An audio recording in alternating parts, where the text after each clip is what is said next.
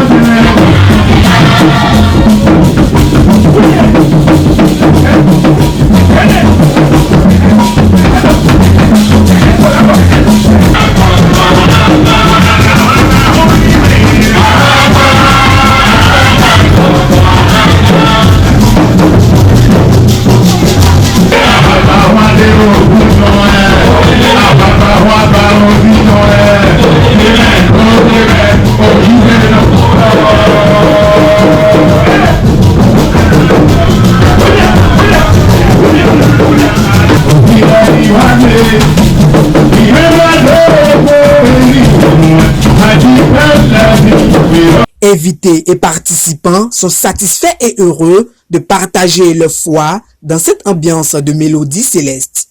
Première fois qu'on assistait à une cérémonie de christianisme céleste et c'était super, on a adoré, beaucoup de joie, beaucoup de bonne humeur, tout le monde ensemble et beaucoup de foi. On a eu la chance d'assister à votre spectacle qui était très très beau, les costumes très beaux et beaucoup d'énergie positive. On sent la foi très présente. Merci beaucoup. Très impressionnée par ce que j'ai vu ce soir, c'était très beau, très joyeux et il y a vraiment une force dans le collectif et ça fait du bien de voir ça.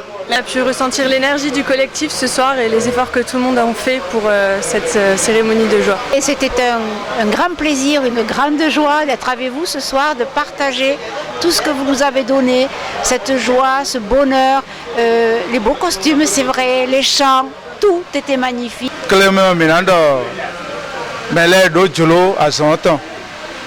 Bon, moyen le non redo mais pede ene we mina bio gamiton région ton le do et ni tempon de ye hokan gbon mi mo cantique tome 2 do mi ro bibio we do ena bo très fait ou et ni tempon nous minimum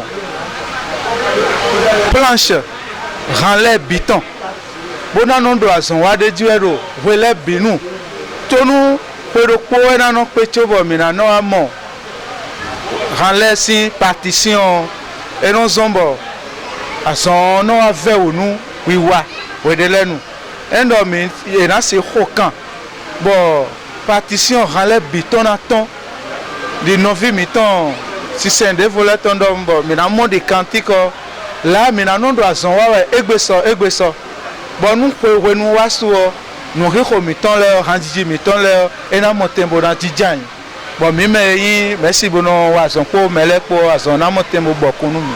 Le chargé de la paroisse hôte et secrétaire général de la région Atlantique a salué l'initiative à sa juste valeur. Nous devons encourager ces genres d'initiatives dans notre église. L'idée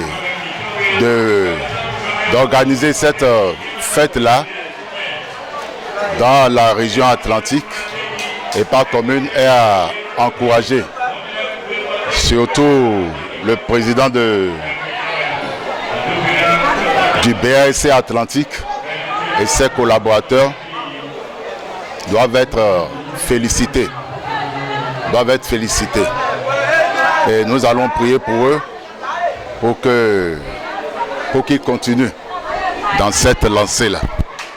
Et d'un autre côté, il faut que nous qui sommes les responsables à divers niveaux, les soutenions. Et je pense que l'Atlantique, le bureau permanent de la région Atlantique, le fait. Alors là, que la fête soit belle et qu'elle continue de plus belle.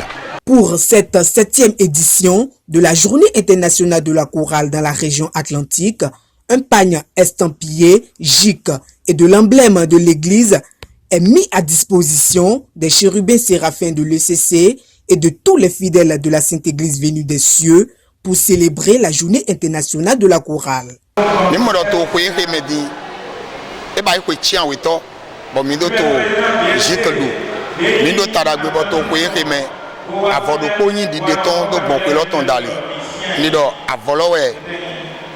Mais nous dile yedo avolo to dandame na me ko yan gunu konto mama we ayin ya agunvi ayin ya anjigbe ayin no e ko yan gun we vile po avolo e to dandame na mele po avolo ka to disponible bon mi so do ndo me no nu kombo e do ba avolo le do e ma yan avodi po we e do ba yi avo super nko we e do ba yi bo yan avo e me de pepe mo ye na pachona de mele do to podium di mi mo di e ne bo kun ko me avolo di to bene to me blebu file de pepe yena mo amo to Atlantique kamefi en yena mo avolo yena kamibio yena mo avolo to misi akpodopo e misa en chake foto no kunoko o sa akpovlo yin akoti aton mo e to territoire lo poji bo mere ma do ache bona go pon no pona mere ma do ache bona se kwedeji kavi bona zi avolo la do e ma fotimba le tissu est disponible pour tout le monde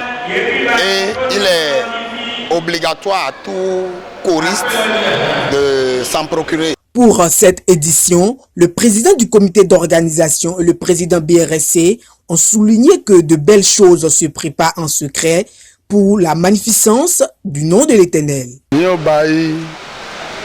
2023 attends. Boulevard Namba 2024 attends. Vous demandez de aimer. Où est-ce que nous avons Tofi, nous avons 2024 mais Tofi là, il y a somme vivi pour longtemps. Donc, nous avons il y a manion de Hueloni. Où est-ce que grand ton président a reçu ici d'Oiro? Et n'est pas mais quand on a Huelo et on a Tofi. Bon, il y a un vivi Hueloton. Nous Hueloni, il y a un vivi ton. Nous avons déjà de fleurs. To vendredi déjà. Et il négocie. Nous avons un bain, il y a un bain haut. Mais un bain tomé mi jei. Un bain tomé mi jei. Il y a un bain fiégbé. Mimo do yeho. Ye tekmo ye ba ye ton. Amo egbe podego. Ni mi o je. Tofi don. De no ho àwọn gba ndo. Ohun sora de no ho àwọn gba. Mi yu e do ohun sora lo. Bo ye no ho. Mi na mo. Me tindo me to ageji le. Ye me po ni ye ni zo àwọn ho bo wa. Bo apon de no ho àwọn gba ndo. Ce qui est de particulier maintenant, c'est que le bureau national a choisi un paille que tous les choristes doivent porter pour faire le concert cette année. Et tel que vous venez de voir, toutes les chorales qui ont passé ont acheté le paille et chaque choriste a porté pour jouer, chanter. Donc, ils ont tous respecté l'ordre donné par l'hiérarchie. Donc c'est respecté. Et nous-mêmes, nous devons tout faire pour que les chorales qui restent à passer là fassent tout possible pour acheter et s'habiller pour que la fête soit belle. Il y a encore une autre surprise, mais je voudrais me taire là-dessus pour que le jour de fête, c'est-à-dire le 7 septembre 2024 à Sotianhuela, que l'Éternel nous aide à montrer à la face du monde que la surprise est une bonne surprise. Le cap est mis sur Soava vendredi 9 août prochain pour le deuxième concert de la GIC Atlantique 2024.